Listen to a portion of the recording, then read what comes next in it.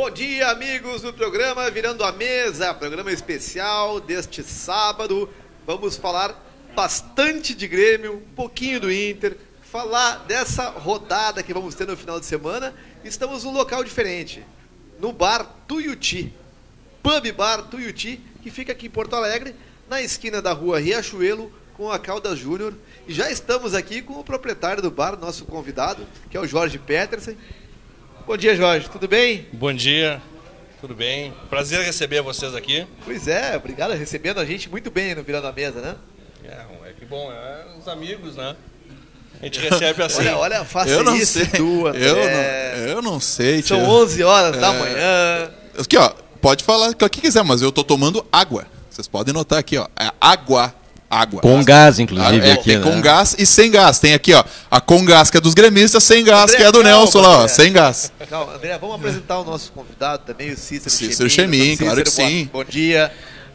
Bom dia a todos os amigos que assistem o Virando a Mesa, não só no Rio Grande do Sul, como também aquela gurizada toda lá no Mato Grosso, que tantas vezes entra no nosso... Bibo, né? No mundo todo...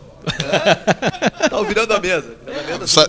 Se vai pela TVI, é o mundo todo, né? Mundo todo, então, né? pô, qualquer lugar você assiste. Esse dia nós não recebemos uma mensagem da onde lá? Jerusalém? Não, onde é que era? Uma mensagem da Austrália, uma mensagem da Escócia. Viu? Né? E temos um correspondente nosso que corresponde com o programa, que é do Uruguai, de Artigas do Uruguai. Então. De Artigas eu me recordo, mas eu lembro de uma interessante de vocês, de Nova Chavantina, no Mato Chavantina, Grosso, que é talvez a mais nova audiência que eu me recorde do Virando a Mesa. Cada semana tem lugares assim que a gente nem imagina, né, Cícero? Isso é muito bom, porque o Virando a Mesa, graças a Deus, consegue atingir a todos os públicos, né? É verdade. Mas sabe que o Nelson apresentou o Jorge aqui, que é o proprietário aqui do Tuiuti, né? Sabe que ele tem muitos amigos, como ele é o dono do pub e do bar, todo mundo é amigo dele. Todo mundo é amigo do Jorge. Mas esqueceu de avisar também que o Jorge é advogado do Grêmio Porto Alegrense desde 90 e quantos, Jorge? Desde novembro de 97. 97, então imagina. Os caras podem falar, o treinador lá do Manchester, lá não sei o que, tá tanto tempo. O Jorge já tá há tempo também, olha. Só um pouquinho. Tu tá comparando o Sir Alex Ferguson com o nosso amigo Jorge Petersen. Não, tu tem que comparar. A longevidade na função. Exatamente. Mas eu sou mais eu, viu? Com essa aí eu fico com o Jorge, que é o dono do bar. O Ferguson não deve ter. Eu tô me sentindo em minoria absoluta, porque além de 3 grandes gremistas e só eu representando o meu Colorado. Tem 2 grandes gremistas e o Cisco que é menorzinho aqui, mas tem a mesma mesma força na torcida. Pra mim, os gremistas vão ter a mesma grandeza, sabe o que eu tô falando? Tá? Agora, 2 são advogados, né?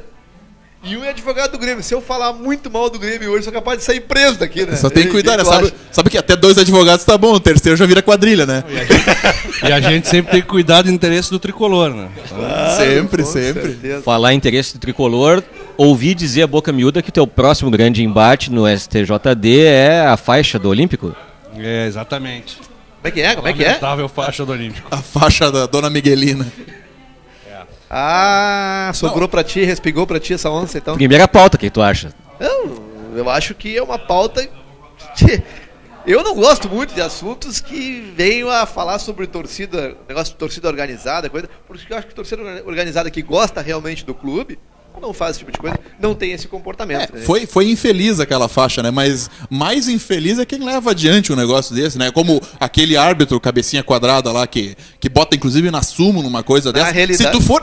Se tu for pegar todas as faixas que estão nos estádios que não são da Dona Miguelina, não só no Brasil, tu faz uma súmula enorme. Mas André, a questão é a seguinte, levou adiante. O que ele conseguiu? Ele conseguiu dar luz alta para esses caras que colocaram essa faixa. Cromou as orelhas.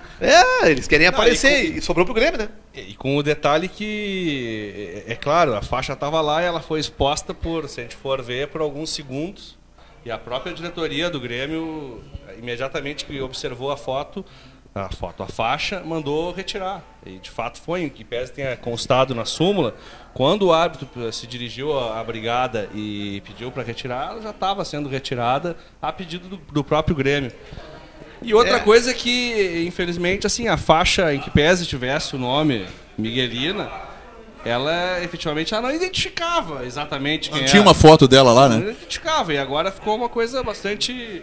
Na verdade, se conseguiu amplificar o... Deu-se mais destaque do que precisava se dar. Com certeza, com certeza. Eu acho que eu não sei, eu não vejo esse tipo de manifestação como uma coisa sadia ou mesmo interessante. E o clube estava atento a isso aí, né? O pessoal da administração do Grêmio logo viu, se tocou disso e mandou retirar a faixa. Mas tu sabe que isso me remete a uma outra... Mas o Moreira tá sempre atento, né? Um abraço pro nosso amigo Moreira. O Moreira tá sempre atento ligado. Coisas no Grêmio. E o Moreira fica lá também, lá conosco, lá de quando ele tá lá corujando com o Dr. Jorge, cabine, lá na cabine, vendo se tá tudo certo. Mas sabe... Vocês são vizinhos de cabine no Olímpico, né? Na realidade, eu vou te contar uma história, tá? Na realidade, eu vou te contar uma história. Eu tenho uma história que eu vou contar uma outra história também. Tem a cabine ali, a central, onde fica iluminação, placar e som, que ali é a gente que manda, velho. E a cabine do André. Tem a cabine do jurídico, que eles têm que ceder pras câmeras, entendeu? Então o jurídico do Grêmio não manda nada. Doutor, ele tá desconstituído, doutor? Não, na verdade é o seguinte, aquela cabine só as estrelas ocupam, né? O jurídico é a TV. Tá bom, tá explicado. E agora mudamos de pauta. Eu quero voltar à pauta da faixa, porque assim, quando o Grêmio... Eu vou entrar na pauta da corda depois do cara que foi amarrado, mas tudo bem. E quando o Grêmio tá naquela confusão de arena, e faz fosso, não faz fosso, bota acrílico, não bota acrílico, o projeto original da arena era não colocar fosso. Era direto. E o Paulo Odoni, inclusive, externou isso. Olha, nós queremos não utilizar o fosso. Queremos deixar como é na Inglaterra, como é na França e tal. Só que é o seguinte, se um torcedor invade, quem é penalizado é o clube. Aí o Otônio até falou uma vez na minha reunião, olha, eu quero mudar isso. Quem tem que ser penalizado é quem tem que prender, entendeu? Agora é o seguinte, eu vou ter que fazer um fosso, porque um mentecapto pode invadir o campo e eu vou perder mando de campo. E o Beira-Rio vai ter que colocar um acrílico, que deve ser horrível tu assistir um jogo atrás de um acrílico, já é ruim numa grade. Imagina num acrílico. Justamente por causa desses torcedores que podem invadir e o clube perde mando de campo. Tem coisas no Brasil que... E aí a gente assiste campeonato europeu, por exemplo, na Inglaterra, os gramados eles são bem rentes, a arquibancada, não tem nada dividindo. Tem gente que leva bolada atrás do gol e fica faceiro. Mas E a invasão ela não é, a televisão não filma. Tu prestou atenção na Eurocopa? A quantidade de seguranças que tinha atrás era um a cada metro. Era uma turma assim, circundando o campo. Mas e não faz a mesma coisa? Tem a federação que faz isso também aqui? Tem a questão também do momento em que os clubes passam e da paixão que o futebol causa, da comoção que o futebol causa no brasileiro. Ninguém é inerte, mesmo quem não gosta de futebol fica inerte. A discussão de final de domingo ou tudo mais. E, ultimamente, até face as pessoas que frequentam virando a mesa e que são gremistas, o pessoal dá meio nervoso, né, Cícero? Tem o pessoal que anda mastigando grama lá. Olha, eu tive 3 dias de devaneios, mas me desculpei num programa lá. Que era TPM, verdade? Eu tava na minha TPM lá, aquela derrota pro Atlético Mineiro me tirou do sério. Então vamos aproveitar a derrota do Atlético Mineiro, vamos lá, estava conosco no Olímpico o Guilmar Molossi, lá de Sorriso, do Mato Grosso, e nós iríamos na segunda-feira subsequente ao jogo com o Galo Mineiro. É verdade que ele não teve cabeça para ir na mesa? Não, ele estava mais bravo que o Grando e foi o porta-voz. Então ele estava bravo. Aliás, um belo abraço aí pro pessoal de Sorriso, de Sinop, lá, todo mundo que vai nos assistir. E vamos lá, né? Virando a mesa vai fazer o possível para estar presente. Sorriso, Rondonópolis, Sinop, Colíder. Você vai fazer o possível para dar Deixa eu fazer uma pergunta para o Dr. Jorge, dentro da área de atuação dele, que é no departamento jurídico do Grêmio. Nesses... Quantos anos já, Jorge? 16? Para 17 de Grêmio? Por aí. O que mudou desses anos para cá? Questão de transferência de jogador, contrato de jogador, porque muitas falam dessa última lei do futebol que privilegia os empresários e não os clubes. O que mudou desse tempo para cá dentro do clube? Bom, em respeito a isso, da questão dos empresários, realmente, com a legislação nova, que já não é tão nova assim, mas houve um enfraquecimento, na verdade, da relação do clube com o atleta. E, por outro lado, se fortaleceu a relação do empresário com o atleta. E isso acaba levando a situações, eu não tenho nada contra os empresários, entendeu? Mas acaba levando a situações em que há empresários que são donos dos seus atletas e influenciam na carreira deles, muitas vezes de forma assim, atentando contra a própria carreira do jogador e principalmente contra os clubes que ficaram enfraquecidos. E hoje você vê aí empresários que têm 40%, 50%, 60%, 70% de um jogador. E o clube fica com uma fatiazinha. O clube que investe, que paga o salário, que dá formação, fica com uma fatiazinha pequena disso. E a relação se inverte, porque se falava que o jogador ficava refém do clube, e hoje ele é refém, muitas vezes, de alguns contratos, maus contratos, algumas coisas, né? Então mudou a relação de refém, que se dizia antes que o jogador de futebol era muitas vezes refém de um clube, não podia jogar, entrava com liminares, aquela história toda, em relação ao clube. E hoje na mão de quem? O grande jogador, o jogador de ponta, ele né? nunca foi refém de ninguém. E não é hoje também, não vai ser um empresário que vai conseguir atrapalhar a carreira de um grande jogador. Agora, o jogador aquele menor que se dizia escravo do clube, escravo que recebia um salário e que todos os clubes têm, né? O Grêmio Internacional, o Santos, o São Paulo, todos têm. Esse jogador, ele passou a ser um objeto, uma mercadoria do empresário. Da grande maioria. E Jorge, como que é essa relação do jogador, por exemplo, o jogador um moleque faz um teste, é aprovado na escola do Grêmio, aí tem lá seus 15 anos, está jogando na categoria de base. Quem é o empresário do jogador? É o pai desse jogador menor, ou não? Não, às vezes, desculpa, mas às vezes o empresário, dependendo do nível técnico desse jogador, já fez o contrato com o pai do menino, não é isso, Jorge? A maioria das vezes, um menino de 15 anos, que já está sendo visto em alguns jogos, ele já tem seu empresário, muitas vezes exatamente com contratos com o pai. Às vezes a gente vê uns contratos assim, que eles tomam outros formatos para não parecer que é um contrato de empresário, mas na verdade é isso. Há contratos inclusive de mútuo. De mútuo? Explica isso. Desculpa, juridiqueza, eu sei, mas isso é importante. Há contratos em que um empresário, um grupo de empresários, ele empresta um valor mensalmente ao pai do menino, né? E se esse contrato for rompido em algum momento, ele tem que devolver esse valor. Tá, e como, por exemplo, esse garoto com 16 anos, ele não pode ter um contrato, por exemplo, com um clube, ou já pode? Tem um contrato com um clube, o empresário ou o pai com o clube? Não, com o clube ele já tem um contrato de formação. A maioria das vezes já vai ter um contrato de formação. Mas esse contrato de formação, ele tem uma série de requisitos. Não são todos os clubes que vão conseguir. O Grêmio Internacional tranquilamente cumprem todos os requisitos. Mas os clubes menores dificilmente vão ter condições de estabelecer todos aqueles requisitos que a lei pede. E além disso tem um quesito que é temporal. Ele tem que estar um tempo já no clube para tu ter algum direito, E a questão dos direitos econômicos e dos direitos, como é que é? Econômicos e... Federativos. Como é que um clube, por exemplo, o Cícero é meu filho, porque ele é pequenininho, é menor que eu, está jogando no Grêmio. Como é que o Grêmio adquire os direitos econômicos e federativos desse jogador? Não, assim, na verdade, assim, o que o clube vai adquirir em algum momento é os federativos. Tá? E os federativos ele só vai adquirir a partir do momento que ele for profissionalizado. Antes disso não existe direito federativo porque não tem vinculação federativa. O atleta não é federado, amador ele é amador. Ele até tem uma ficha de amador, mas ele não vai ter efeito isso. Ele pode se desvincular a qualquer momento. E os econômicos que se diz, na verdade, ele é só uma tradução econômica dos federativos.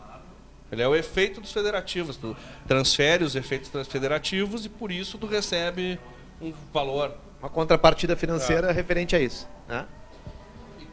Então o Grêmio se interessou num jogador, por exemplo, com 16, 17 anos, ele pode adquirir do empresário dele. Olha, eu pago, sei lá, 50 mil pelos direitos desse jogador, é isso? É isso aí. É isso aí mesmo. É isso aí mesmo.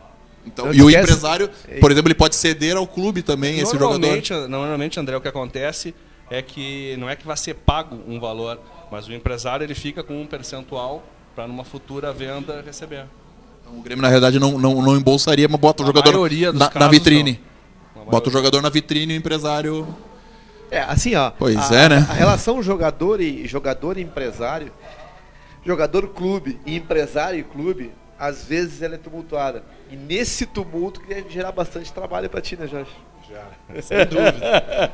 Sem dúvida. A relação é muito complicada. É muito complicada, porque rege interesses pessoais da família, às vezes, do jogador.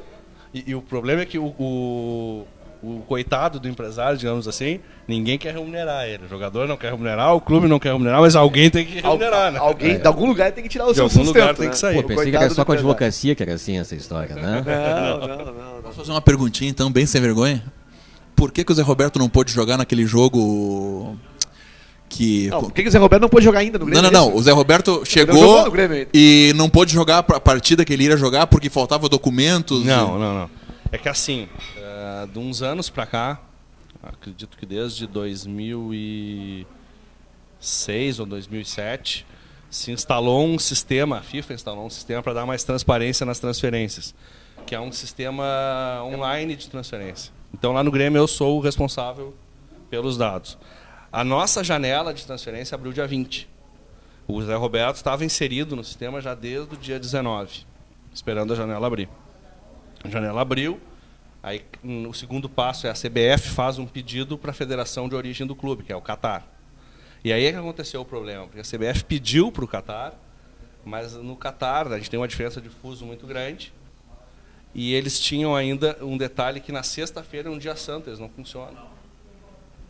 Beleza. Não tem. Vamos fazer isso no Virando a Mesa. Sexta-feira vai ser um dia santo. Não tem um 0800 do Qatar lá, como é que é? Um 24 horas. Um ateu lá. Pois é. E não se esqueçam que os horários de funcionamento da CBF funcionam muito bem. Sexta-feira também tem alguma coisa? Não. Quando não precisa funcionar, eles não funcionam. Quando eles têm que ser ágeis, no caso do Internacional, a questão do Oscar, daquele despacho, foi muito ágil. Mas nós já falamos do programa que o caso do Oscar, o próprio programa tem um dispositivo antipirataria. E advogado do Grêmio, advogado do São Paulo não fala. O programa da CBF e da FIFA tem um dispositivo antipirataria, que foi no caso do Oscar. Tem um firewall lá que travou. Quando o Grêmio contrata, aparece ligeirinho. E a federação do Catar tinha 7 dias para fazer a transferência pelas regras. Né? Normalmente não leva isso. Leva 1 ou 2 dias. Mas ali no caso levou 6. Deve ser bacana ficar brincando nesse Facebook da FIFA. Deve ser legal também, né? Interessante. E tem ele era mais interessante antes, porque antes a gente conseguia ainda visualizar algumas coisas. Tu queria ver algum jogador, tu conseguia entrar ali e ver onde é que ele estava, onde é que ia terminar o contrato, que era interessante até para tu te programar no que tu quer fazer. E hoje essa parte já está cortada. Mas deve ter um chat também, né? Não tem. Já pensou tu poder conversar lá com o cara do Qatar? O Jerome Val. O Jerome Val, como é que tu tá? Isso. É da FIFA. Manda uma mensagem pelo programa pro Jerome Val. Assiste o Virando a Mesa pela TVI, aí na Suíça. Mas acho que a pergunta foi bem interessante, porque o torcedor gremista tinha esta dúvida e colocar isso de forma... Não, o torcedor gremista ainda tá com a dúvida, quer saber quando é que o Zé Roberto vai jogar. Essa é a flauta do Colorado, né? É terrível isso. Eu não trouxe a corneta hoje. Cadê a corneta? Ficou no estúdio. Ficou no estúdio a corneta. Quando é o próximo Grenal? O próximo Grenal é última partida do primeiro turno. Agosto? Parece que o André tá de viagem marcada no próximo Grenal. Quem sabe não é lá, hein? Pode ser. Olha aí. Já estão quebrando tudo lá, daqui a pouco vão quebrar em cima também, né? Tá bom. Gente, vamos fazer um intervalo e já voltamos com o Virando a Mesa.